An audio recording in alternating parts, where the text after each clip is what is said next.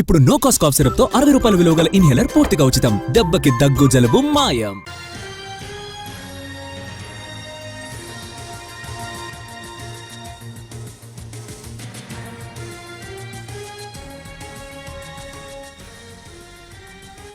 అల్లూరు జిల్లా రంపచోడవరం ప్రభుత్వ హాస్పిటల్ వద్ద మావోయిస్టుల బంధువులు పడిగాపులు కాస్తున్నారు.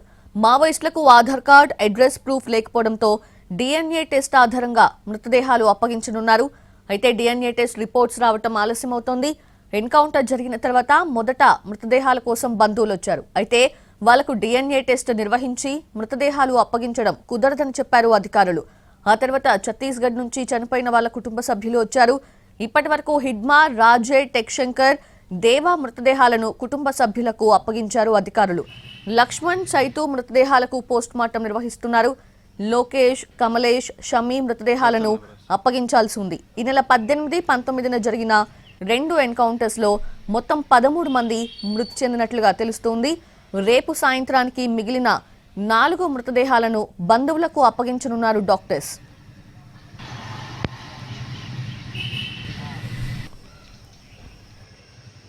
ఇటది అల్లూరు జిల్లా రంపచోడవరం ప్రభుత్వ హాస్పిటల్ వద్ద మావోయిస్టుల బంధువులు వారి మృతదేహాల కోసం పడిగాపులు కాస్తూ ఉన్నారు. DNA టెస్టుల అనంతరమే ఇవ్వటం జరుగుతుందని చెప్పి డాక్టర్స్ అలానే అధికారులు చెప్తున్నారు. లేటెస్ట్ అప్డేట్స్ అందించేందుకు మా ప్రతినిధి సాయి సుధీర్ సిద్ధంగా ఉన్నారు. Sai Sudheer.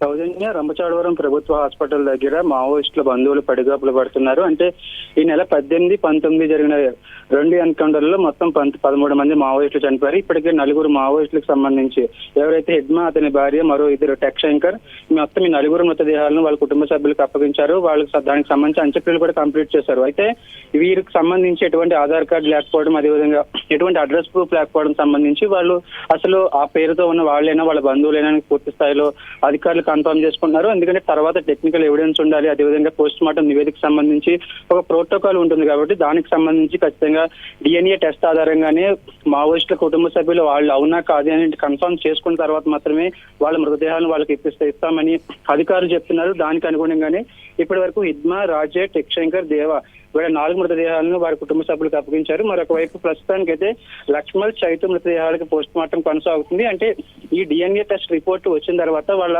Blood samples collect చేయడం, DNA టెస్ట్ తో ఇద్దరిది మ్యాచ్ అవడం మృతదేహానికి సంబంధించి, అదేవిధంగా వాళ్ళ బంధువులది కుటుంబ సభ్యులకు సంబంధించి మ్యాచ్ అయిన తర్వాత పోస్ట్ మార్టం ప్రాసెస్ అనేది స్టార్ట్ చేస్తున్నారు.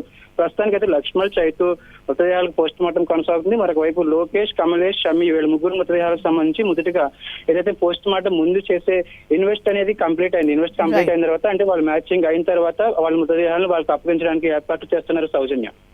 Right Sai Sudheer, thank you.